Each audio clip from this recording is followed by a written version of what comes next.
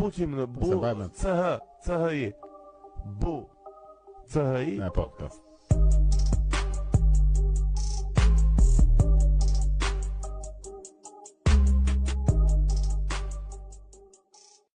Super fare. Mirë se erdhe.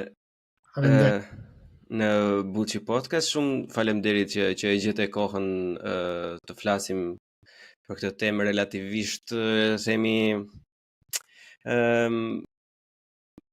pa dashur të vëmë epitete e njerëzve të tjerë, po unë mendoj se është një temë që duhet folur jashtëzakonisht shumë dhe flitet jashtëzakonisht pak, edhe në shumicën e kohës në atyre personave që mundohen të flasin e të thonë diçka, ju vjen dhe epitete të ndryshme, sidomos në periudha le të themi pak të cunguara siç ishte periudha e pandemisë që e kaluam, le të themi, relativisht.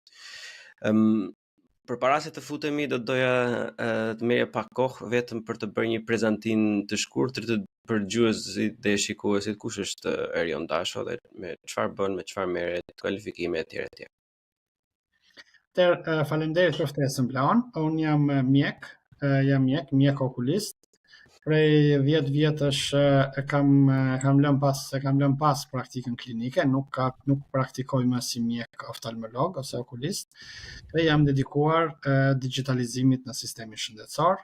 Në fillim kam punuar në lindjen e mesme, kryesisht duke u marrë me projekte të mëdha digitalizimi spitalesh. Më pas kam kaluar në një karrierë ndërkombëtare, për ku kam zbatuar programe të ndihmës së qeverisë gjermane për vende të ndryshme të botës, përsëri në fushën e digitalizimit dhe të politikave dhe menaxhimit shëndetësor. Prej një viti e gjysmë tashmë punoj për një tjetër kompani këtu në Gjermani, përsëri fokus është digitalizimi, tani me një fokus me një objekt pak të ndryshëm. Objekti është sistemi shëndetësor gjerman, i cili në vitet e fundit ka filluar të pësojë atë që quhet transformimi digital, dhe kompania ku unë punoj, grupi jemi punës, jemi të fokusuar në sjelljen e metodave dhe aplikacioneve të inteligjencës artificiale në spitalet gjermane dhe jo vetëm në spitale, po në krejt sistemin shëndetësor gjerman. Siç e thash, kemi krijuar dhe një metodologji për afrimi ndaj aplikacioneve të inteligjencës artificiale, qoftë asaj që quhet inteligjencë artificiale klasike ose inteligjenca tabulare, dhe inteligjencës artificiale më të avancuar, ajo që bazohet në metoda të ngjashme me ChatGPT, pra modelet e gjuhës, ato që quhen large language models, generative AI dhe aplikacionet e tyre në kontekstin e shërbimit shëndetësor. Pra është një prej inovacioneve të fundit dhe një nga prej parafrimeve më inovative që është duke ndodhur për momentin në sistemin shëndetësor në gjithë botën, dhe detyra ime dhe ekipit është që këto inovacionet i sjellim dhe në sistemin shëndetësor gjerman.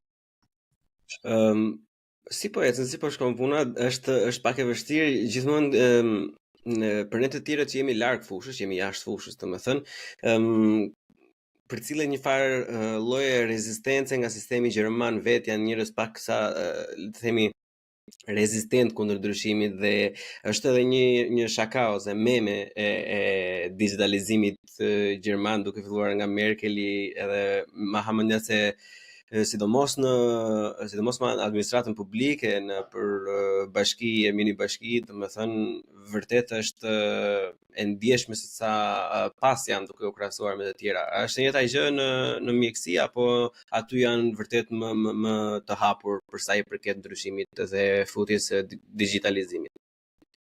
Tani duhet kemi parasysh pak karakteristikat gjermane, ku një prej të cilave dhe një prej karakteristikave dominuese të shoqërisë gjermane është siguria. Pra, para se gjermanët në secilën fushë të jetës të hedhin një hap, ata duan të jenë të sigurt dhe në përgjithësi njihen gjermanët si popull që kanë frikë nga dështimi. Nuk kanë po ezem për afrimin e amerikanëve, të cilët nuk i tremben dështimeve dhe dështimin e shikojnë thjesht si një, nëse i referojmë dhe një thënie të famshme të Edisonit, i cili thuhej se në një prej shpikjeve të veta dështoi me 10 për të mos thënë 100 herë, dhe Edisoni në një shprehje ka përmbledhur të gjitha të parafrimin amerikan, që dështimi është thjesht një mënyrë për të treguar se si nuk funksionon diçka, por detyra ime është të gjej në fund se si ta bëj atë të funksionojë. Fatkeqësisht në Gjermani, ose jo fatkeqësisht, po gjermanët e kanë një tjetër parafrim, ata mundohen që të kenë sa më pak rreziqe, sa më pak dështime, dhe për këtë arsye mendohen shumë para se të hedhin një hap.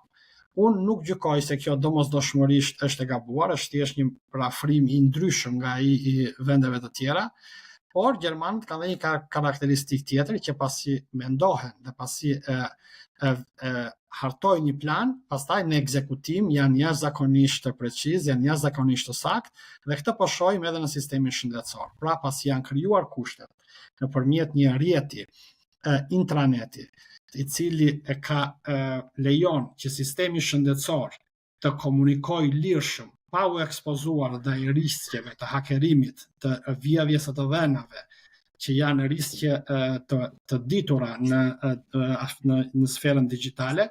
Pra pasi ka krijuar këtë intranet, sistemi gjerman tani shëndetësor është duke hartuar aplikacione të shumta, ku përfshihet, siç e thash, dhe këto të inteligjencës artificiale, të inteligjencës artificiale generative, të cilat janë, pra siç e thash, janë këtu. Pastaj sistemi gjerman është në të njëjtën hap, në të njëjtin tempo zhvillimi me të gjithë vendet më të avancuara të botës. Spektakolare.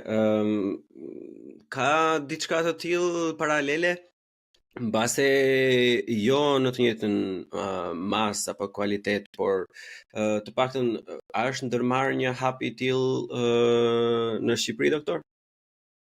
Fatkeqësisht në Shqipërinë kemi shumë demagogji, Bleon. Në Shqipërinë kemi shumë dëshira, kemi politikanë të cilët flasin, po kryesisht flasin me atë që quhet wishful thinking. Pra ata shohin inteligjencën artificiale të jetë një parafrim transformues për shumë fusha të jetës, dhe menjëherë flasin se edhe në Shqipëri shohin një shqiptare si Mira Murati që është duke patur sukses dhe është një nga thought leaders, një nga ata që janë duke ndikuar në mënyrën se si inteligjenca artificiale po aplikohet në çdo fushë të mendimit dhe të veprimit në nivel botëror, dhe mendojnë dhe harrojnë se Mira Murati është duke zhvilluar dhe është duke kontribuar, por në një shoqëri si shoqëria amerikane, ku parakushtet janë plotësuar prej dekadash. Ne në Shqipëri kemi një sistem e-Albania, i cili është një sistem i ndërtuar në mënyrë amatoreske. Këto vitet e fundit ka filluar të mendohet më së fundi edhe për sigurinë e tij, është futur autentifikimi me 2 faktor, që në mënyrë skandaloze mungonte për shumë vite dhe bëri që ne të ishim prej edhe hakerimeve. Në sistemin shëndetësor, në shëndetësi, nuk janë hedhur as hapat e parë të digitalizimit, kemi akoma mjekët dhe infermierët që shkruajnë në kartela letër, pra shkruajnë me dorë kartelën e pacientit, dhe kur dalin ministrat apo dhe kryeministri Rama dhe flasin për digitalizimin dhe përmendin që ne do të fusim inteligjencën artificiale, sigurisht unë që e shoh nga pozita e një profesionisti e kuptoj që kjo është një më tepër në kuadrin e një demagogjie, dhe për të thënë një fjalë të cilën e thonë edhe kryeministrat dhe ministrat të tjerë në gjithë botën. Por në Shqipëri, që të arrim në pikën ku të aplikojmë këto parafrime, duhet fillimisht të hedhim hapat e parë të digitalizimit, pra na duhet ai që është digitalizimi bazë, digitalizimi veprimeve bazë, na duhet të mendojmë për sigurinë e informacionit, na duhet të mendojmë për infrastrukturën që do të përpunojë këto të dhëna.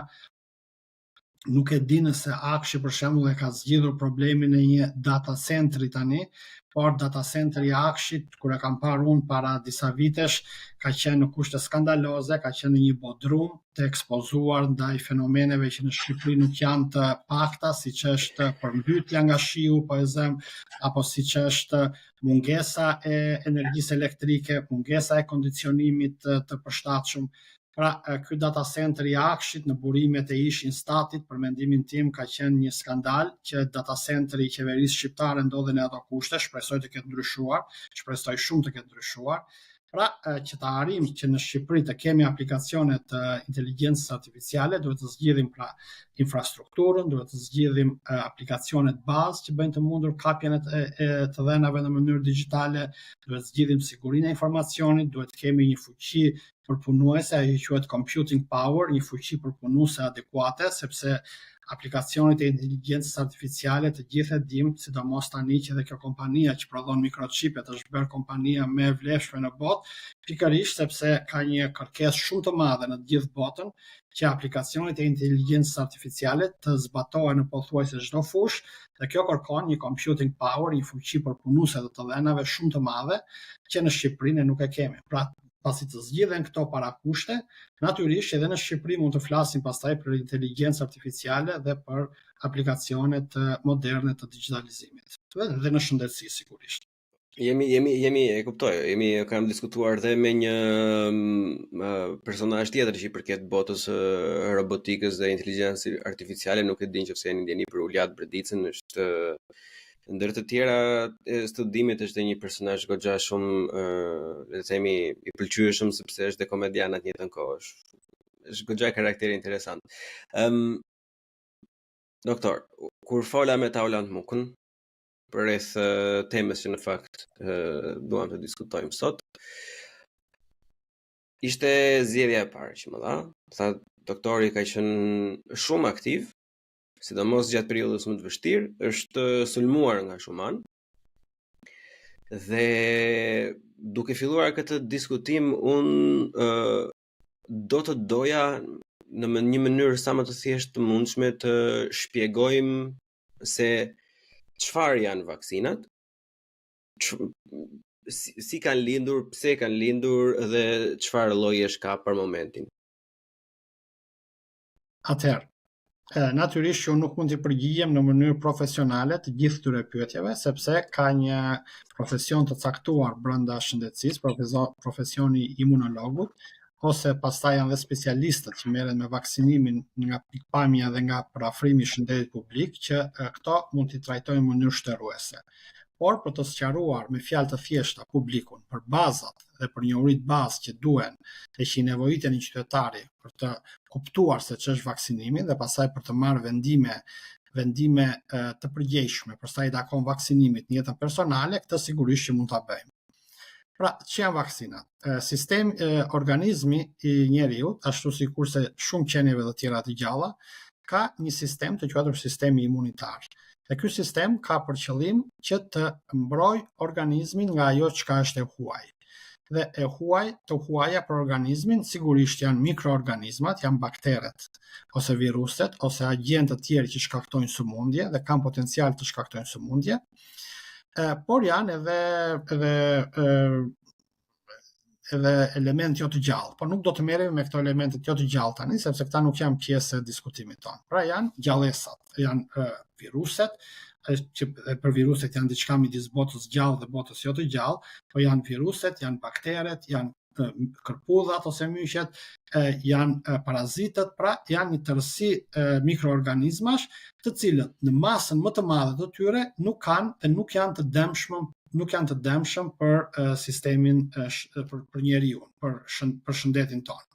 Për të thënë për të kuptuar qytetarët që ndoshta e kanë dëgjuar tashmë, po kur ne shohim një njeri, ky person aq sa çka qeliza njerëzore në trupin e tij, po aq ka edhe baktere.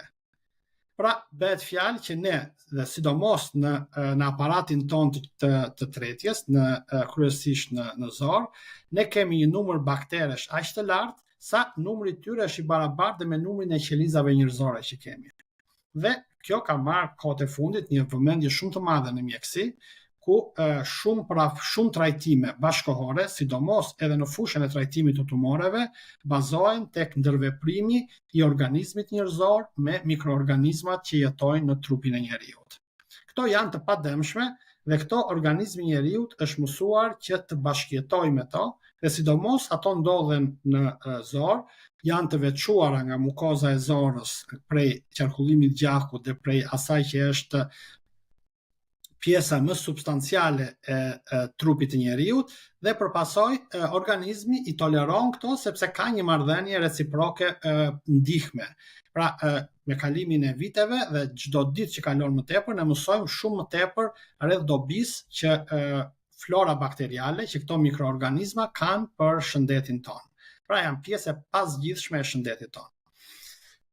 Kur vjen puna pastaj tek qarkullimi i gjakut, kur vjen puna tek ajo çka është organizmi ynë per se, këtu ka një organizmi këtu nuk e toleron pranin e diçkaje që është e huaj. Pra nëse një bakter hyn në qarkullimin e gjakut dhe ka potencial që të fillojë të shumohet aty, organizmi menjëherë e lufton duke munduar ta asgjësojë atë ose ta nxjerrë jashtë organizmit. E njëjta gjë vlen për viruset, për parazitët, për myket, pra për çdo mikroorganizëm i cili arrin të hyjë në qarkullimin e gjakut dhe në brendësi duke kaluar barierat e ndryshme që mbrojnë qarkullimin e gjakut nga pjesa e jashtme dhe nga mjedisi. Dhe ai sistem që është përgjegjës për të luftuar çdo gjë të huaj që hyn në qarkullimin e gjakut është sistemi imunitar.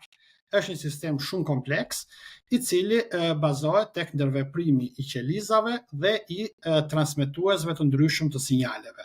Këtë natyrisht që unë ta thash, këtu nuk mund të hyjmë në detaje sepse e para nuk i shërbejmë asaj që i ka nevojë të dëgjoj publiku dhe e dyta unë nuk jam domosdoshmërisht personi më i kualifikuar për të folur për këto mekanizma kaq kompleks dhe dhe një pjesë shumë të madhe ende të panjohur, janë duke u zbuluar gjithmonë më tepër se si funksionojnë. Ajo çka duhet të di publiku është kjo, që ky sistem mbrojtës, sistemi imunitar, është ndërtuar në mënyrë kaq që është përsosur me evolucionin në mënyrë kaq fine, saqë ka krijuar edhe mekanizmat e vetë të memorjes. Pra, nëse hyn një virus, bakter, myk ose parazit në trupin e njeriut dhe sistemi imunitar arrin ta luftojë me sukses, krijohet një memorie imunologjike në një tip të caktuar qelizash që në një farë mënyre mund ta themi mbajnë mend agentin sëmundje shkaktues dhe kur ky agent sëmundje shkaktues hyn sërish në organizmi nuk bën gjë tjetër veç se i thërret këtyre qelizave memorie dhe përgjigjja e dytë ndaj këtij patogeni është shumë më efektive, shumë më e shkurtër dhe në pjesën më të madhe të rasteve kalon pa shenja të sëmundjes. Pra, kjo e bën sistemin imun shumë efektiv që, siç e thash, erën e dytë dhe erën e tretë të një agresiviteti të njëjtit patogen, lufta kundër tij të jetë shumë më e shkurtër, shumë më efektive. Sigurisht që edhe bota e gjallë, ashtu sikur se ka zhvilluar organizmi i njeriut mekanizme mbrojtje, ashtu zhvillon edhe bota e gjallë mekanizma sulmi.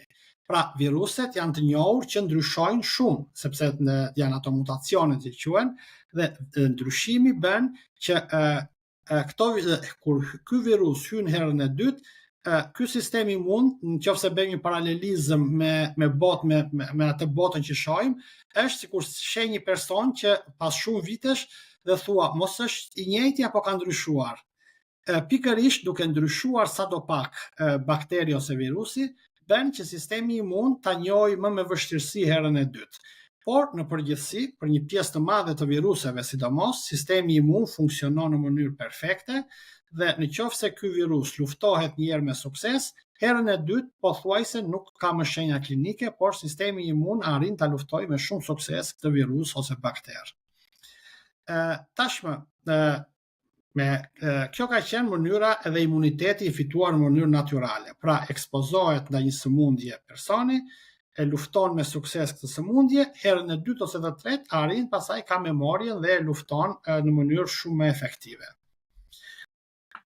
Vaksinat tashmë kanë një histori disa qindra vjeçare, kanë shumë të hershme në disa vende, si kultura kineze për shembull, por vaksina e parë që njihet dhe që është emri vaksin, vjen sepse ka qenë një mjek anglez, Edward Jenner, diku 200-300 vjet më parë, i cili duke observuar në atë kohë lia ishte një prej sëmundjeve më vdekjeprurse, sepse ka një shkallë shumë të lartë vdekshmërie dhe ishte një nga sëmundjet më vdekjeprurse. Edward Jenner duke observoi se personat që kishin kaluar linë e dhënve e kalonin linë shumë më lehtë se personat që nuk e kishin kaluar linë e dhënve. Atëherë ky bëri një eksperiment dhe në mënyrë artificiale edhe ata fëmijë të cilët nuk kishin kaluar linë e dhënve i inokuloi atë virusin që shkakton linë e dhënve, që ishte shumë herë më pak vdekjeprurës ose nuk ishte as pak vdekjeprurës për njeriu, por arrinte t'i mbronte këta persona ndaj lisë. Dhe prandaj dhe emri vaksin, vak nga latinishtja janë këto baktit, pra lia e dhënve, lia e baktive, dhe këtu vjen dhe emri vaksin që mbjeton deri në ditët tona. Sigurisht kjo u përsos më vonë, sot kemi vaksina nga më të ndryshmet, sot kemi vaksina të cilat bazohen tek futja sepse është kuptuar më vonë që imuniteti ndaj vaksinës arrin të krijohet edhe kur hyn jo më mikrobi i gjallë, por edhe kur hyn disa mikrobe të denatyruar që quhen, sepse vaksina dhe përgjigjja imunitare drejtohet jo vetëm ndaj bakterit ose virusit që është virulent, pra që është i aftë të shkaktojë sëmundje, po dhe ndaj viruseve ose baktereve të denatyruar në rastin e viruseve ose të vrarë të baktereve, sepse përgjigjja është ndaj asaj që quhet kapsula që vesh nga jashtë virusin ose membrana që vesh nga jashtë bakterin. Dhe këtu pasaj e kanë origjinën pjesa më e madhe e vaksinave që ne përdorim, pra vaksina të denatyruara. Ka një numër të vogël vaksinash që tani pothuajse nuk përdoren më, që janë vaksinat e gjalla, ku hyn bakteret e gjalla, por që kanë kaluar në shumë në procese trajtimi që i kanë bërë të paaftë të shkaktojnë sëmundje. Pra është këto lloj vaksinash pothuajse nuk përdoren më tashmë. Tashmë janë vaksinat e denatyruara në rastin e viruseve, se siç e thash, viruset janë diçka midis botës gjallë dhe botës jo të gjallë, kurse bakteret që janë qenie të gjalla vriten dhe membrana e tyre përdoret për të ngjallur përgjigje imune. Këto kanë qenë vaksinat klasike. Dhe vaksinat që shohim sot tek fëmijët, tek të moshuarit kur bëjnë këto vaksinat e gripit dhe gjithçka tjetër. Prej shumë vitesh tashmë, që po ka ecur edhe shkenca mjekësore, ka ndryshuar inxhinieria gjenetike, ka ndryshuar kuptimi mbi mekanizmat e vaksinave, natyrisht që kanë dalë dhe metoda të reja, që janë këto dhe që ne i pam të manifestoheshin gjatë ishin me mënyra se si u prodhua një pjesë e madhe vaksinave gjatë pandemisë së Covidit. Dhe këto ishin vaksinat me RNA, të cilat kanë një tjetër mekanizëm, një mekanizëm shumë më të avancuar, i cili shfrytëzon, pra siç e thash, njohjen më të mirë që ne kemi sot mbi mekanizmat e imunitetit. Doktor, më falë të ndërpres për pak. Para se të kalojmë tek mRNA dhe Covidi, një temë që qarkullon është ajo klasike që ne marrim si informacion në Amerikë, deri diku në Europë, por vitet e fundit edhe në Shqipëri është tematika e vaksinimit të fëmijëve. Është një temë shumë komplekse, shumë e pakuptueshme për publikun, me sa e perceptoj unë, dhe ka një ndarje thuajse distopike të polarizuar kur është një pjesë shumë e madhe e prindërve që me do e mos duan t'ja bëjmë vaksinat 1 orë më përpara, domethënë që të kaloj si problem.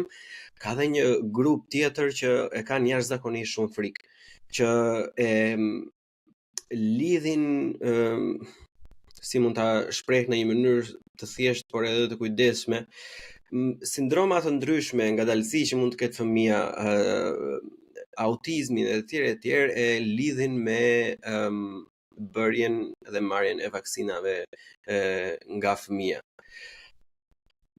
Ne si shqiptarë themi zakonisht ku ka zë nuk është pa gjë. Atëherë, problemi tek fëmijët, tu e kemi shumë të thjeshtë për të sqaruar gjërat. Pra, sistemi imunitar i fëmijës është në momentin e lindjes, fëmia për një periudhë disa mujore vazhdon të jetë i mbrojtur ndaj shumë patogenëve, sepse trashëgon antitrupat e nënës. Pra, duke qenë se qarkullimi i gjakut midis nënës dhe fëmijës është i mundur gjatë shtatzanisë, këto mekanizmat evolucionar që unë përmenda pak më lart kanë krijuar një mekanizëm genial që është fëmia gjatë kohës së shtatzanisë arrin të marrë antitrupa nga gjaku i nënës. Dhe kjo e mbron fëmijën gjatë periudhës së foshnjërisë ose kur ai ushqehet, dhe këto i merr edhe nëpërmjet qumshitgjirit mbi të gjitha. Pra ai ka një farë gëzon një mbrojtje në saj të antitrupave të nënës. Pas moshës 18 muajsh, zakonisht, kjo mbrojtje ikën, sepse këto antitrupa largohen nga qarkullimi i gjakut dhe fëmia do të ishte i pambrojtur ndaj patogenëve të ndryshëm. Pikërisht këtu e kam bazën të gjitha ato vaksina që merren gjatë moshës së laktacionit, pra gjatë moshës ushqyerjes me gjë, nga momenti i lindjes deri në moshën 1 vjeçare. Fëmijët vaksinohen ndaj të gjitha atyre patogenëve, sëmundje shkaktues, që janë diku tek 10-12 të tillë, që janë patogenët që qarkullojnë më shpesh dhe që janë të aftë të shkaktojnë dhe kanë shkaktuar gjatë historisë njerëzore epidemi dhe pandemi. Kemi fruthin, rubeolën, kollën e mirë, kemi sëmundje, kemi tetanozin, kemi difterin, kemi poliomelitin, kemi virusin sincitial respirator tani, pra janë diku tek rreth 10-12 patogen, ndaj të cilëve fëmia vaksinohet sipas një kalendari të detyrueshëm vaksinimi. Në të gjitha këto vaksina, bëjmë fjalë për janë ato vaksinat klasike, të krijuara ose me viruse të denatyruar ose me baktere të vrarë dhe pjesë të bakterit, janë të aftë të japin një mbulesë, të japin një përgjigje imune shumë të mirë dhe i mbrojnë fëmijët nga të gjithë këto sëmundje.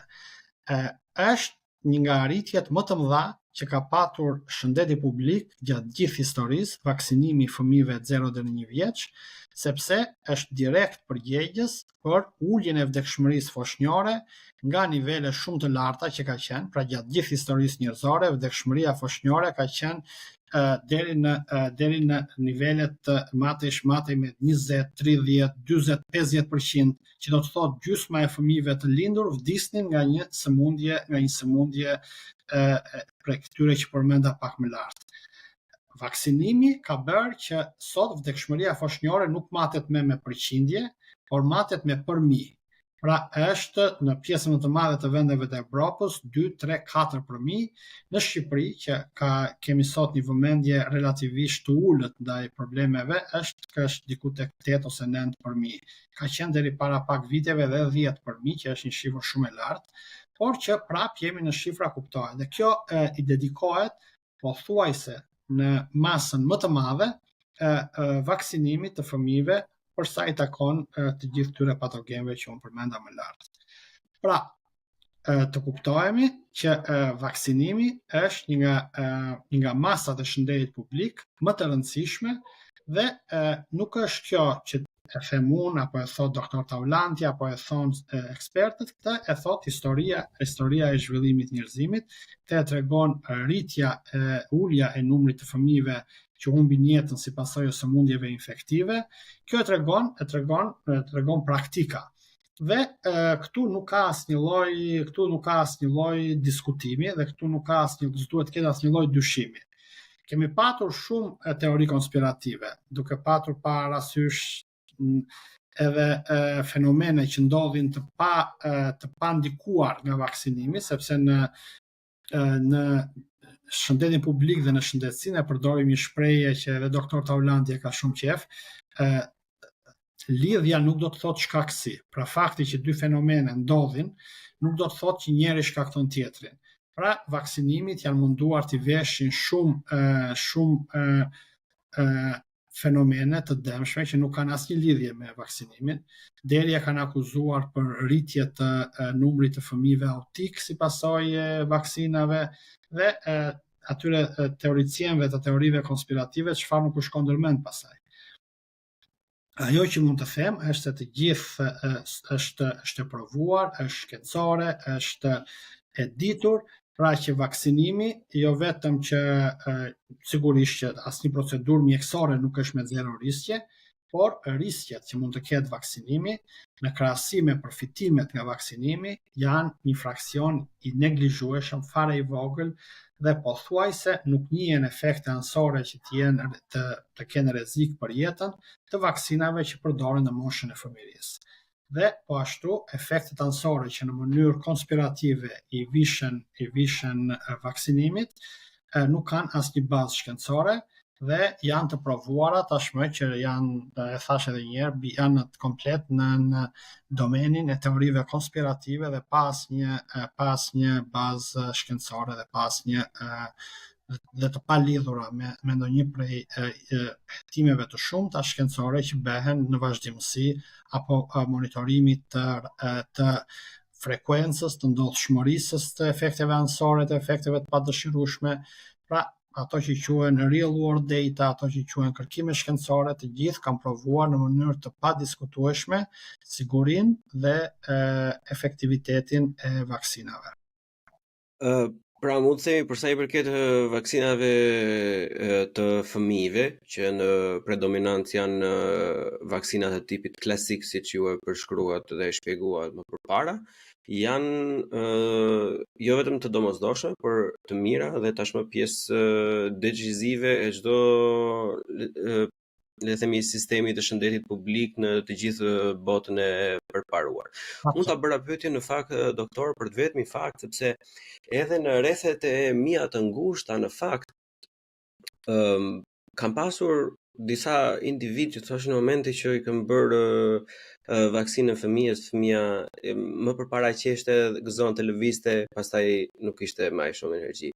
Ishte një muaj si themi në energji beot, nuk bënte asnjë gjë, thjesht rinte, domethënë as qeshte, as gëzonte, as luante.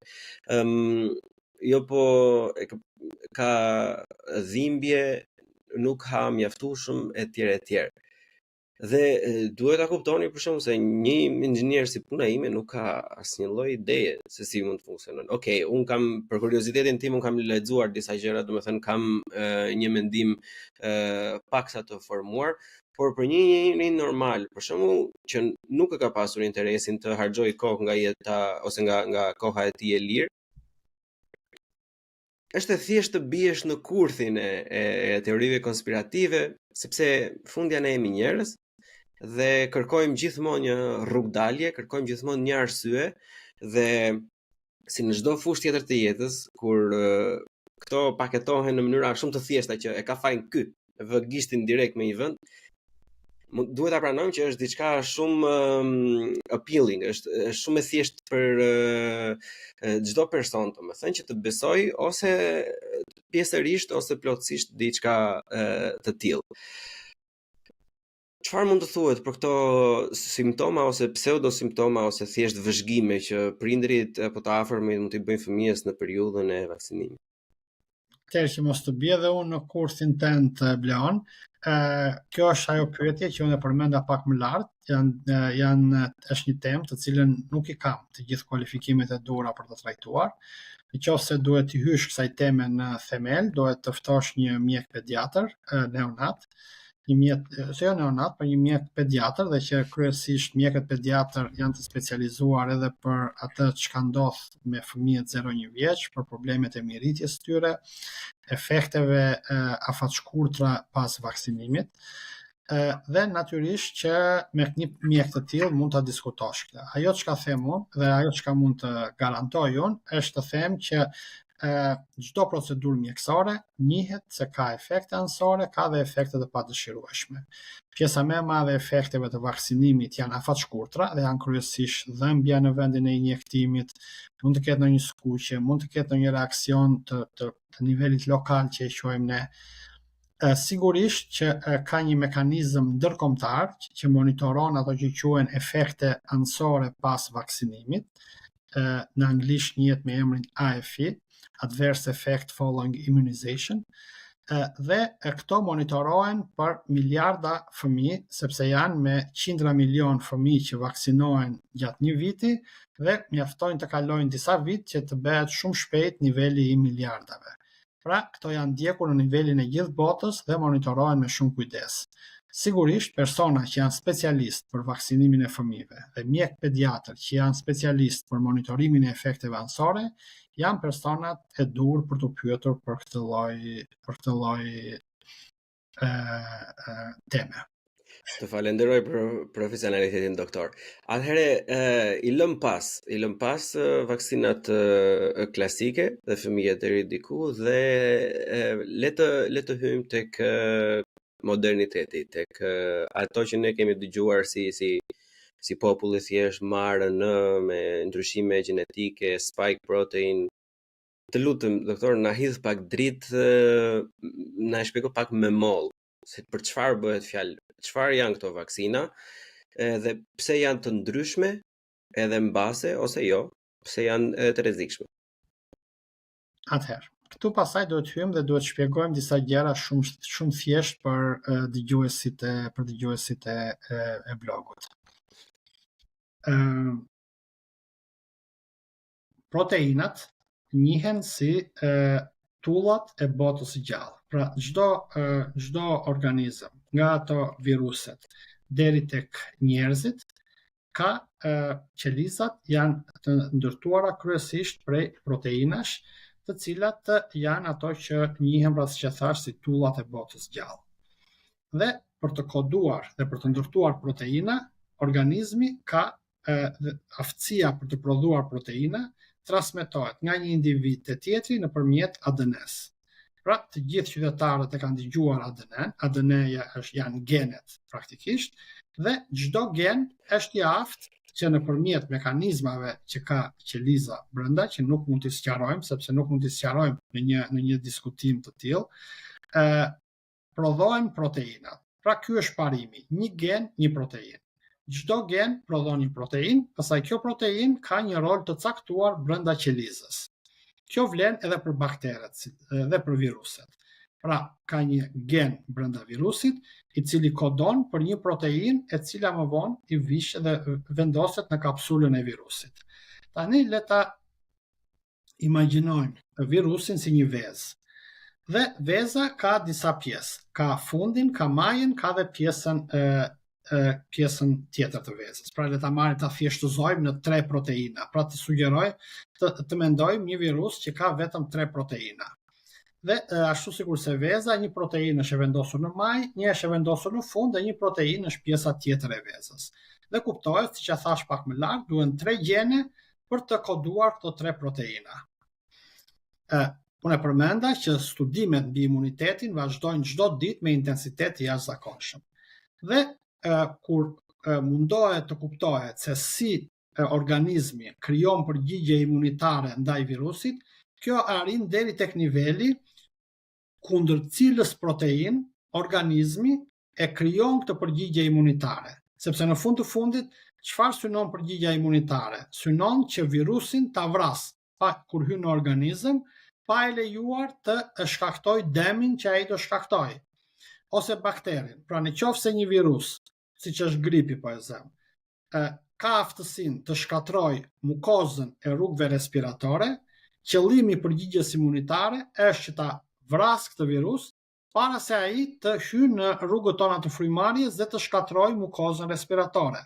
Ose në rast se virusi i hepatitit shkatron qelizat e mëlçisë, qëllimi i imunitetit ndaj hepatitit është që ta shkatërrojë këtë virus pa hyrë te qelizat e mëlçisë. Dhe kjo vlen për çdo virus ose bakter. Pra, ky është qëllimi. Mënyra se si e organizon këtë përgjigje imunitare organizmi duhet kuptuar. Dhe çfarë ndodhi gjatë Covidit, ta vim te Covidi tani dhe u pa. Në qoftë se ai virusi Covidit, që tham për thjeshtësi imagjinate, imagjinojmë si një vezë me 3 proteina. Një e ka në majë, një e ka në fund dhe një e ka në pjesën e mezit. Pra, aty u kuptua se organizmi njerëzor përgjigjen ndaj virusit Covidit e bazonte tek njohja e proteinës që ndodhej në majën e virusit. Dhe këtë le ta quajmë proteina spike tani. Atëherë u pa, këtë duke qenë se është kodi gjenetik i virusit Covidit u zbulua që në javën e parë të janarit 2020, disa javë pasi ishin shfaqur rastet e para në Kinë. Pra, u lidh gjeni me proteinën dhe ishte lidhur proteina spike me një gjen të caktuar. Atëherë u tha, nëse virusi hyn në trupin e njeriut, përgjigjja imunitare është e orientuar ndaj proteinës spike. Nëse organizmi i njeriut do ta njohë proteinën spike si armik, atëherë do ta zgjësoj virusin e Covidit shumë lehtë. Nëse nuk e njeh proteinën spike, atëherë virusi Covidit hyn në brendësi dhe shkakton ato simptomat dhe demet që shkakton dhe që ishin të shumta, të preknin çdo organ e të gjitha me radhë, qytetarët i kanë dëgjuar tani gjatë pandemisë. Atëherë, për të prodhuar këtë protein spike, virusi ka materialin e vet gjenetik, që është në këtë rast RNA-ja. Pikërisht, kjo RNA e virusit u mor, u fut në organizëm dhe u lejua qeliza njerëzore të prodhonte proteinën spike. Proteina spike doli në qarkullim dhe sistemi imunitar menjëherë e njohu si një proteinë të huaj. Organizoi përgjigjen imunitare kundër proteinës spike. Në këtë mënyrë u krijua memoria që thamë në fillim të bisedës tonë, pra memoria imunologjike. Në kohën kur hyn virusi Covidit, edhe virusi Covidit po ashtu ka një protein spike. Organizmi është mësuar të luftojë këtë protein spike, kështu që fillon aktivizohet mekanizmi imunitar, godet virusin e Covidit pa i lejuar atë të shkaktoj sëmundje në organizëm. Kaq e thjeshtë dhe kaq e thjeshtë është mekanizmi. A mund të tani që këto vaksina të shkaktojnë ndryshime gjenetike? Absolutisht jo, sepse në ndryshim nga viruset, trashëgimia e qenies njerëzore bazohet tek ADN-ja, jo tek RNA-ja. Dhe RNA-ja e Covidit nuk mund të japë në asnjë moment ndryshime, të paktën me njohuritë që kemi tani, me njohuritë që kemi prej 10 vitesh duke i njohur ADN-n dhe RNA-n, organizmi i njeriut nuk ka mekanizëm që RNA-n ta përkthejë në ADN dhe kjo ADN të hyjë në qelizë dhe të japi ndryshime gjenetike. Për këtë arsye, të gjithë këto teori konspirative të bazuar të ndryshimet gjenetike, me njohuritë e shumta që kemi deri në këtë moment, janë rrëzuar dhe nuk ka arsye për alarm dhe për të patur dhe nuk ka bazë mbi të gjitha për ato teori konspirative që kanë qarkulluar dhe fatkeqësisht vazhdojnë të qarkullojnë. Sigurisht që ne do të dëgjojmë shumë më tepër për këto vaksina me bazë gjenetike, sepse tashmë që është aplikuar kjo vaksinë në shkallë të gjerë, janë miliarda njerëz në botë që kanë marrë një vaksinë të tillë. Ta njerëz po monitorohen. Do të mësojmë shumë më tepër për mekanizmat edhe të efekteve anësore. Në këtë rast, siç e thash, nuk ka dhe nuk ekziston asnjë procedurë mjekësore që nuk ka efekte anësore. Por e përsëris edhe një herë, kur ne aplikojmë një procedurë mjekësore, ballafaqojmë përfitimet me rreziqet. Dhe nëse përfitimet i kalojnë në rreziqet, sigurisht që procedura hyn në praktikën klinike dhe aplikohet në masë. Në rastin e vaksinave me RNA tashmë, e njëjta teknologji po përdoret për atë që quhet vaksinë, por që nuk është tamam vaksinë kundër kancerit, pra që për të luftuar tumore të ndryshme trajnohet përsëri sistemi imun sipas një mekanizmi të ngjashëm, dhe kemi vaksina të shumta tashmë kundër kancerit dhe terapia imunologjike kundër kancerit është bërë pothuajse mainstream në pjesën më të madhe të vendeve të zhvilluara. Në Gjermani sidomos ka me shumë vaksina të tilla që përdoren sidomos kundër tumoreve të qarkullimit gjakut, kancereve hematologjik dhe përdoren me shumë sukses, duke arritur edhe shërimin e plot në raste të pashpresa, në raste që mendoj se s'kishte asnjë lloj zgjidhje tjetër, kishin dështuar edhe transplantet, kishte dështuar kemioterapia, kishte dështuar çdo gjë. Imunoterapia, që bazohet tek mekanizma të ngjashëm si ky që përmenda unë, jep rezultate spektakolare. Pra është një metodë terapeutike që do ta shohim të aplikuar gjithmonë më tepër. Uroj që qytetarët të jenë sa më të mendje hapur, të mos i besojnë konspiracionistëve, por të konsultojnë burime mjekësore, të besojnë specialistëve, sidomos specialistëve tek të cilët kanë krijuar tashmë besimin, dhe të kuptojnë se kjo është e ardhmja e mjekësisë, kjo është një nga fushat ku mjekësia do të zhvillohet, dhe sidomos në rastin e terapive antitumorale, në terapit onkologjike, do të shohim gjithmonë e më të aplikuar. Për momentin janë kostot ato që pengojnë zbatimin në masë të gjerë, sepse disa për këtyre terapive kushtojnë deri në disa qindra mijëra dollar për një terapi, por rezultatet e tyre, siç e thash, janë spektakolare në trajtim dhe pasohen me shërim të plot ose të paktën me zgjatje jete, përmirësim radikal të cilësisë jetës pacientit dhe kanë ndryshuar ecurinë për sëmundje të ndryshme, për shumë sëmundje tumorale. Doktor, atëherë pyetja përsëri nga një njeri normal që nuk është pjesë e fushës. Sa efektive ishte vaksina kundër Covidit? Sa e sakt ishte ajo bazuar në të gjitha standardet dhe rregullimet që ka jo vetëm çdo shtet në vetvete, por edhe bashkësisht të si Bashkimi Evropian apo edhe nga shoqata ndërkombëtare e shëndetit etj. Dhe a ishte i domosdoshëm detyrimi pjesërisht edhe për fëmijët? Në radhë të parë duhet të kuptojmë se detyrimi nuk u aplikua, mund të ketë patur një detyrim indirekt, sepse qenia ose jo i vaksinuar u kushtuzua me të paktën lirimin e shumë masave kufizuese të asaj kohe. Dhe në këto kushte mund të flitej edhe për një detyrim indirekt, por sidomos në flasim për Bashkimin Evropian, Shtetet e Bashkuara të Amerikës, është zgjedhja e aplikimit të një procedure mjekësore ose parandaluese është e gjitha në dorën e individit. Në këtë ti marrim me radhë pyetjet, a pati efekt vaksina në ecurinë e pandemisë? Absolutisht që po. Pra, vaksina arriti që në një pandemi e cila do të kishte një shkallë relativisht të lartë vdekshmërie, të ulte numrin e personave që humbën jetën në fund, sepse brenda një viti nga pandemia ne patëm vaksinat e para, ishte Pfizer-BioNTech vaksina e parë, pastaj AstraZeneca, Moderna, të cilat menjëherë ishin në dispozicion të publikut dhe të mjekëve infermierëve, dhe arritën që brenda një periudhe disa mujore të zbatojë një program i paprecedent vaksinimi nga përmasat e tij. Pra u arritën disa miliard njerëz, nëse nuk gaboj, diku tek mbi 5 miliard njerëz janë vaksinuar ndaj Covidit. Dhe në fund kur llogaritet kemi diku midis 15-16 milion vdekje të vlerësuara nga pandemia, që do të kishin qenë ndoshta 2 ose 3 fishi nëse nuk do të kishin vaksinën. Por këto janë studime dhe modele që janë duke u bërë në vazhdimsi. E dyta, çfarë na tregoi në radhë të parë vaksina? Tregoi se pandemia e Covidit tregoi se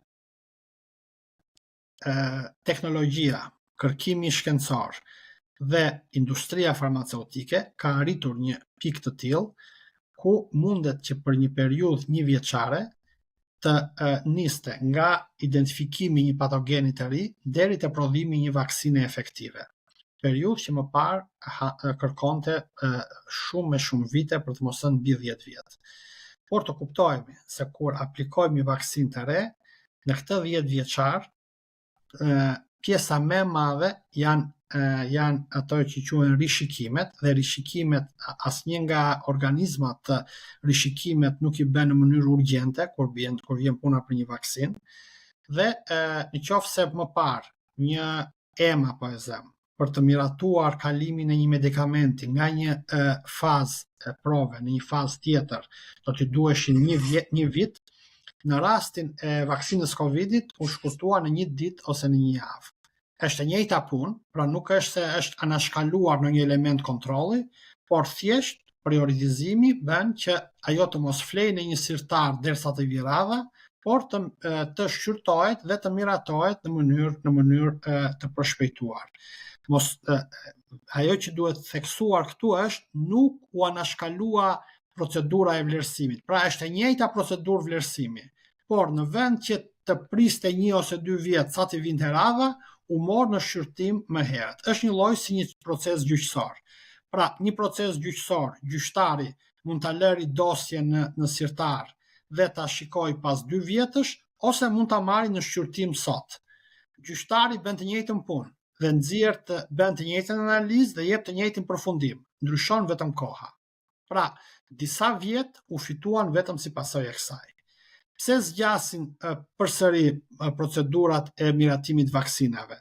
Sepse është shumë e vështirë të gjesh persona që janë të gatshëm të testojnë vaksinën tek ata. Në rastin e Covidit, kishte një uri dhe ishin me qindra milion persona në gjithë botën që ishin të gatshëm të bëheshin pjesë e provave klinike. Përsëri, nëse sot ti edhe unë do të duam të prodhojmë një vaksinë çfarëdo, për të rekrutuar persona për provat klinike, mund të na duhen ndoshta 1 vit. Në rastin e Covidit u deshën disa orë për të rekrutuar personat e gatshëm për të marrë pjesë në provat klinike. Pra, përsëri kemi një shkurtim të ndjeshëm të kohës. Kjo bëri, dhe duke mos u shpjeguar qartë ky proces qytetarëve, u krijua ideja sikur këto vaksina ishin miratuar shkeleshko, ishin anashkaluar procedurat dhe qytetarëve po i jepej një vaksinë jo e sigurt. Në fakt, provat klinike u bën të gjitha sipas procedurave standarde, miratimet u bën të gjitha sipas procedurave standarde, vetëm si pasojë e urgjencës u shkurtuan kohët dhe u shkurtua koha. Por rigoroziteti i procedurave ishte i njëjti.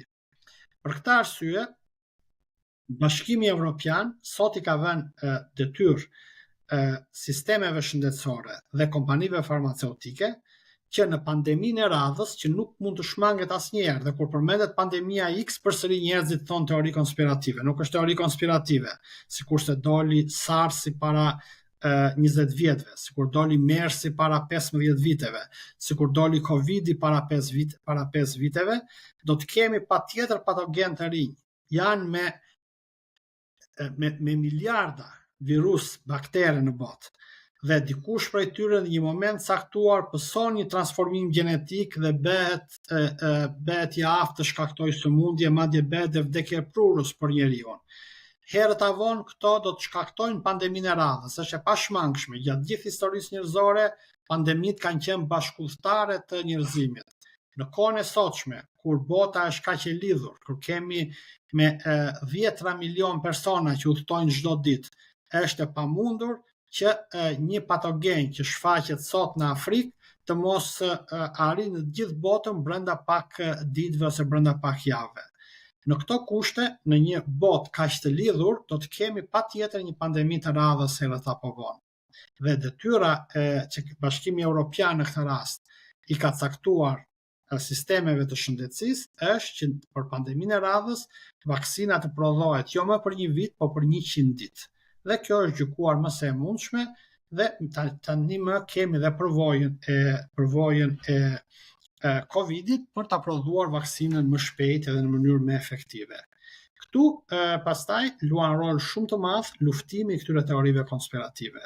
Dhe para përgatitja e publikut, dhe mua më vjen shumë mirë për këtë blog të sotshëm, prandaj dhe e mora me kaq qejf dhe me kaq dëshirë, sepse duke sqaruar qytetarët që pandemia e ardhshme, vaksinën do ta kemi për 100 ditë, do të jetë një vaksinë e miratuar sipas të gjitha procedurave standarde dhe rigoroze të EMS apo të FDA-s. Do jetë e prodhuar sipas duke respektuar të gjitha kushtet e provave klinike dhe të provave jo klinike. Dhe do të jetë një vaksinë e sigurt.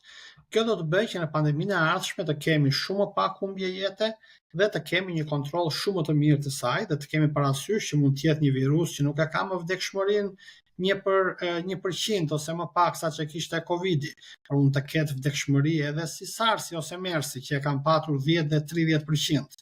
pra që janë shumë vdekjeprurës, ose siç ka qenë lia, për shembull, që kishte një vdekshmëri shumë herë më të lartë. Pra mund të shfaqet një patogen që të jetë i lehtësisht i përhapshëm, të jetë edhe me vdekshmëri të lartë. Atëherë, në këtë rast, vaksina do të marrë një rol të jashtëzakonshëm dhe besimi i publikut tek fuqia e shkencës dhe të dobia e vaksinimit, përkundër teorive konspirative, do të jetë thelbësor për të luftuar me efektivitet dhe me efektivitet, se kjo është fjala e duhur, pandeminë e radhës. Doktor, duke e marrë në dorë në këtë episod të Buçi Podcast për të luftuar disa nga le të themi informacionet e gabuara që qarkullojnë tani nëpër masa, unë do t'ju ftoja të bëni një bashkëbisedim të vogël ku unë me anë të disa pyetjeve të vogla do t'u rreshtoj një numër të caktuar pyetjesh të bazuara në ca ndodhi, shpifje apo të tjera që qarkullojnë në publik. Edhe dua ta filloj nga siguria në fillim. Juve thatë pak më përpara që teknologjia që ne kemi në sot mundsoi që vaksinat të procesoheshin, le të themi, dhe të konfirmoheshin në një mënyrë më të shpejtë. Por në dijenin time, vaksina e parë e brandit Johnson & Johnson dhe para 1 muaj apo 2 muaj, të më falësh se nuk e mbaj mend kohën eksakte, dhe vaksina AstraZeneca është hequr nga tregu për shkak të dëmeve që shkaktonte trupi i njeriut dhe duke vazhduar për pjesën e dëmeve, unë marr rastin tim tash konkret. A e beson Bleoni që vaksina shkakton infertilitet? Jo. Ama çfarë unë as nuk e besoj, por as nuk e besoj, është problematika muskulare në vendin e aplikimit të vaksinës. 1, mpiksi e gjakut, 2, edhe miokarditis në Atëherë, të gjitha vaksinat kishin efekte anësore, Bleon, kush më shumë, kush më pak. Efektet anësore të vaksinës AstraZeneca janë më të shprehura, më të shpeshta dhe më të rrezikshme në krahasim me vaksinat e Pfizer, BioNTech dhe Modernës, dhe për këtë arsye tashmë që emergjenca e Covidit ka kaluar, nuk ka arsye sepse të ofrohen vaksina që dihet që kanë një shkallë më të lartë efekte anësore. Kjo është arsye që vaksinat tashmë janë të analizuar, efektet anësore të gjitha vaksinave, dhe ato që janë vaksinat më të sigurta vazhdojnë të jenë në përdorim, ato që janë vaksinat më pak të sigurta, po gjithsesi shumë më pak të rrezikshme se sa vetë sëmundja, ato janë të hequr nga qarkullimi. Pyetjen ta bëra, doktor, për të vetmin arsye sepse shiko, unë e kuptoj që masës duam apo s'duam ne duhet jepet një drejtim. Do të thënë me apo pa kulisa, me apo pa frerë, do të thënë diku duhet të drejtohet masa që të arrihet, le të themi, numri i dëshiruar dhe efekti i dëshiruar. Por ne jetojmë në një botë që në fakt nuk është gjithmonë në dorën e doktorëve dhe specialistëve dhe imunologëve, por është edhe në dorën e politikanëve, biznesmenëve, kapitalistëve apo persona që kanë agjenda të ndryshme. Për të bërë pak avokatin e njeriu të skeptik, është shumë e vështirë të besosh se çdo gjë kaloi ashtu siç duhej, kur në fillim të njëjtët individ që miratuan tërheqjen e vaksinës AstraZeneca në kulmin e pandemisë kishin në retorikën e tyre që nuk ka absolutisht asnjë gjë të gabuar dhe asnjë lloj efekti negativ të vaksinës, jo të vetëm të atyre, por të asnjë vaksinë. Ky është keq interpretim, Bleon, ky është keq interpretim që në ditët e para kur kanë dalë vaksinat, ka dalë lista e plotë e efekteve anësore, madje transparenca i dha shkas edhe shumë teorive konspirative, nëse bani mend, kur ka dalë vaksina e Pfizer BioNTech, ka patur një listë 10 faqe me efekte të mundshme anësore, sepse çdo efekt anësor i mundshëm është listuar aty. por disa prej efekteve anësore kishin një shkallë ndodhshmërie më të ulët se 1 për 1 milion ose 1 për 10 milion. Në këto kushte, asnjëherë nuk është mohuar nga askush që vaksinat kanë efekte anësore. Të gjitha vaksinat kanë efekte anësore. Ajo që me vendimin në fund merret duke krahasuar efektet anësore të vaksinës me pasojat e sëmundjes. Dhe për sa kohë që efektet anësore të sëmundjes të vaksinave janë shumë të pakta se efektet dhe pasojat e sëmundjes, vaksinat miratohen. Në kushte kur kërkohej të imunizohej një popullsi prej disa miliard personash, mund të toleroheshin edhe vaksina me efekte anësore pak më të shprehura se të tjerat. Sot, kur emergjenca ka kaluar, është luksi që nga vaksinat të zgjedhim vetëm ato që janë më pak të dëmshme. Dhe pikërisht kjo zgjedhje është bërë sot dhe janë përzgjedhur vaksina e Modernës dhe e Pfizer-BioNTech-ut si më pak të dëmshme. Nesër, nëse do të dalë një vaksinë me më pak akoma efekte anësore, jam i bindur që ajo vaksinë do të pranohet. Unë e përmenda pak më lart, në të kaluarën, janë përdorur edhe vaksina me baktere të gjallë. Vaksina të cilat pothuajse nuk përdoren më sot, sepse bakteri i gjallë jepte efekte anësore shumë të shprehura se bakteri i vrarë. Në këto kushte, qytetarët janë të bindur që në qoftë se nesër do të ketë një vaksinë me më pak efekte anësore se Pfizer-BioNTech-u, kjo vaksinë do të jetë vaksina që do të përdoret në rastin e imunizimit për Covid, dhe Pfizer-BioNTech ndoshta dhe ajo do të tërhiqet nga tregu. Pra ky është parimi i mjekësisë. Parimi i mjekësisë është që në çdo moment përdorim medikamentin më efikas dhe më pak efekte anësore ose efekte të padëshiruara. Këtu pastaj, natyrisht që roli i korporatave, roli i kompanive farmaceutike, këto janë çështje që i kalojnë ato dimensionet e një diskutimi si ky yni sot, por për këtë arsye shoqëria ka mekanizmat e vet rregullator. Pra ekziston Pfizer, ekziston BioNTech, ekziston Johnson & Johnson, po ekziston edhe EMA. EMA është një organizëm që ka për detyrë të mbrojë shëndetin e qytetarëve evropian. Pfizer mund të ketë me 10 produkte që do t'i hedhë në treg për të rritur fitimet e veta ose sepse ka bindje që këto produkte i shërbejnë shëndetit dhe jetës. Është detyra e EMA-s që t'i analizojë këto produkte dhe të miratojë ose jo ato. Pra, qytetarët evropian janë të bindur dhe qytetarët gjerman janë të bindur se EMA, Robert Koch Institute, Paul Ehrlich Institute mbrojnë interesin e qytetarëve përkundrejt qoftë industrisë farmaceutike, qoftë mekanizmave të lobingut. Atëherë, për sa i përket industrisë farmaceutike, në mënyrë aktive e pasive, e saktë apo e gabuar, ne pam edhe mes aktorëve të ndryshëm të Big Pharma, siç quhet nga ai krahi i njerëzve, edhe një luftë të brendshme. Ekzistonte një numër mbase më i vogël, por jo i papërfillshëm, i mjekëve, staf mjekësor apo shkencëtarëve të ndryshme që besonin në trajtime të ndryshme nga vaksina e Covidit, më i famshmi që ka bërë bujën si për mirë edhe ashtu për keq, më shumë për keq, ka qenë produkti i Ivermectin, që me sa jam unë djeni, është një produkt i përdorur në biliona raste në të gjithë botën, që ka fituar edhe çmim Nobel. Ju lutem të më korrigjoni nëse jam gabim. Në momentin kur disa persona që kishin, le të themi, një farë influencë mediatike e hodhën këtë si ide, ata janë demonizuar, komplet discarded si persona të çmendur që po vënë në rrezik të gjithë popularitetin, madje kaloi deri në atë farë pike.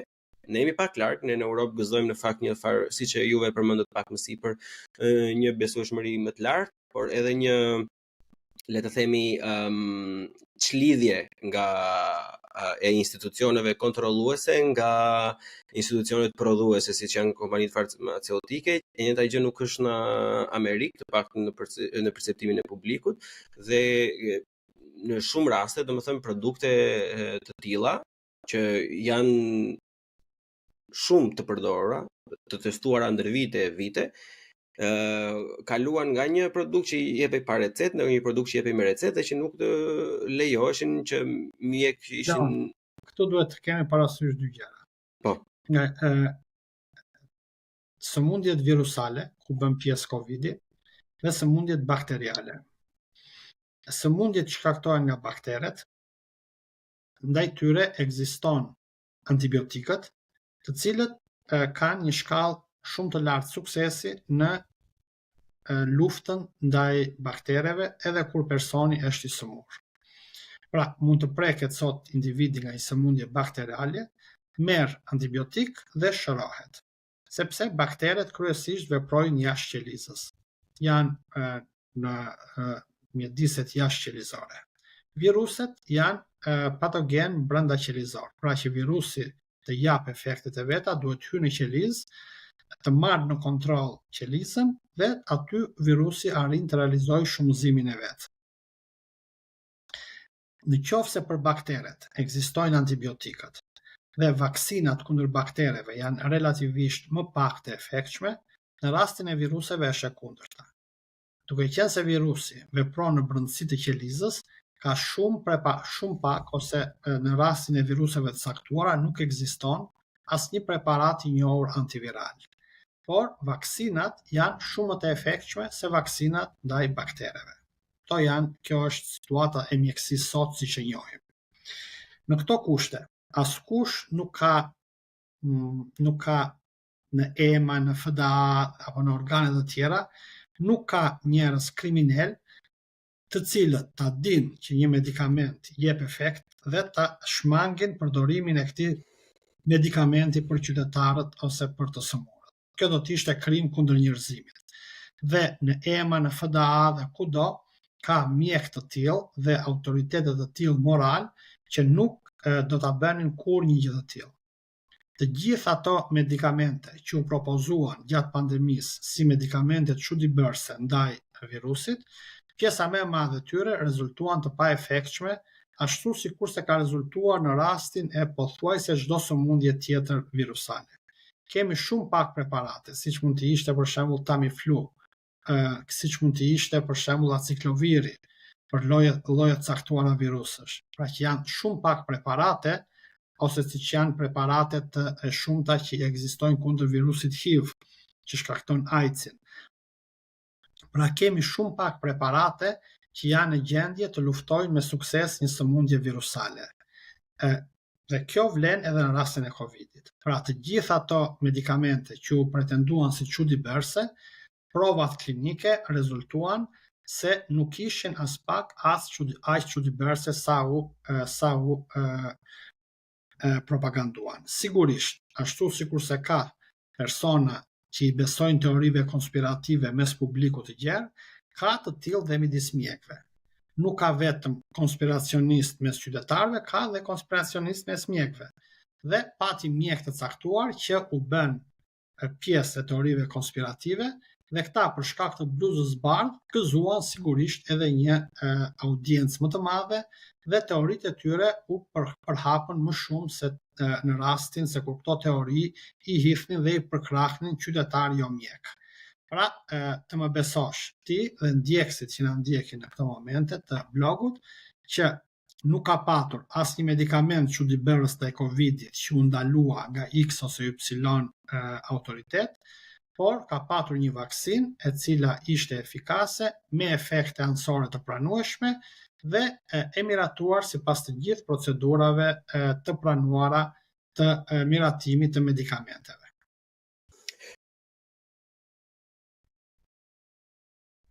Është e qartë, por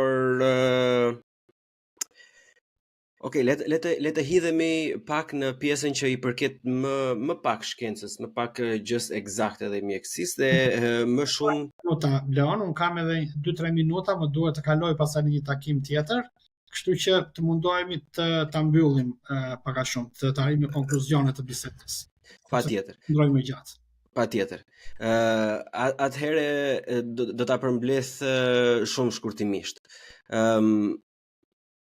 Si mundet që të gjitha ato që ne përmendëm pak më përpara, por duke i shtuar dhe të tjera, domethënë si detyrimi pasiv, jo aktiv, siç juve e cilësuat shumë sakt, duke e lidhur dhe me demonizimin e njerëzve si vrasës të afërmëve të tyre në qoftë se nuk e bëjnë, dhe le të themi atë ngataresën mes gjenezës virusit, nga erdhi dhe pse erdhi, me të gjitha këto debate që qarkulluan, domethënë që çdo gjë siç ne po e shohim dhe sot, siç e thatë edhe ju, po merr drejtimin e vet, kërkimet vazhdojnë, konkluzionet po dalin një nga një.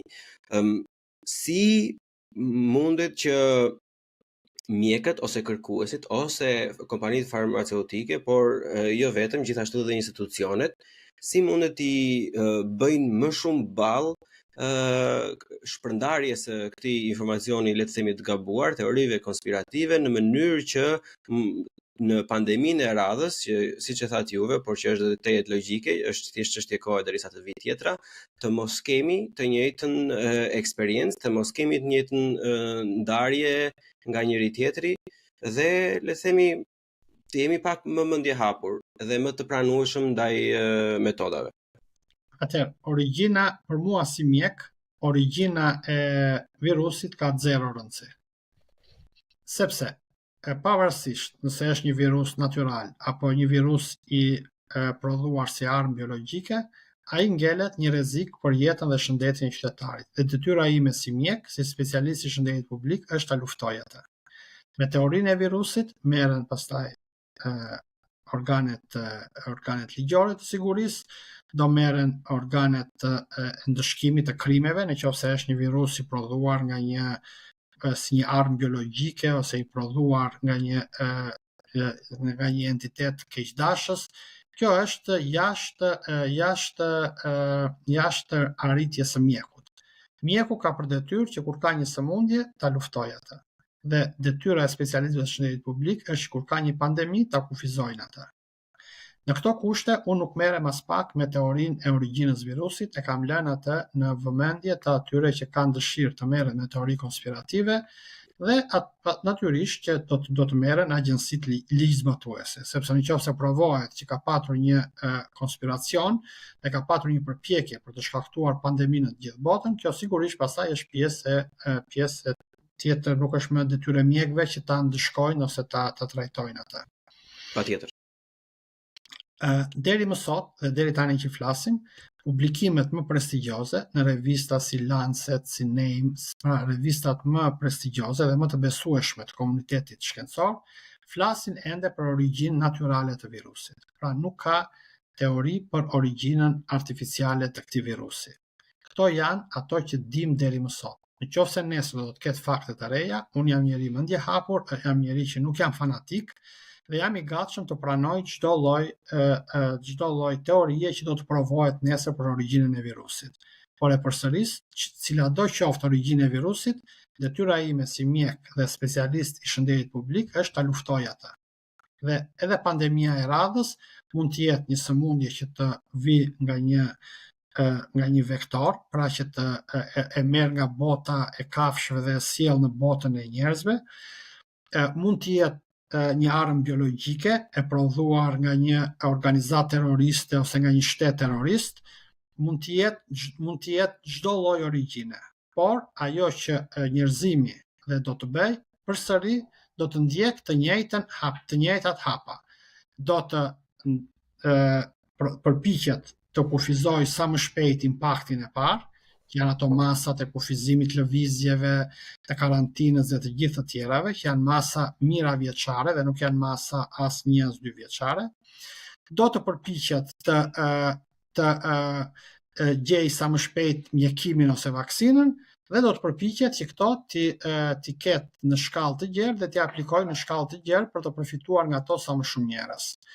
Në këto kushte, në mbyllje, unë do të thoja, nuk ka rëndësi as pak origjina, nuk ka rëndësi as pak çfarë teorish promovojnë qoftë politikan, qoftë mjek konspiracionist.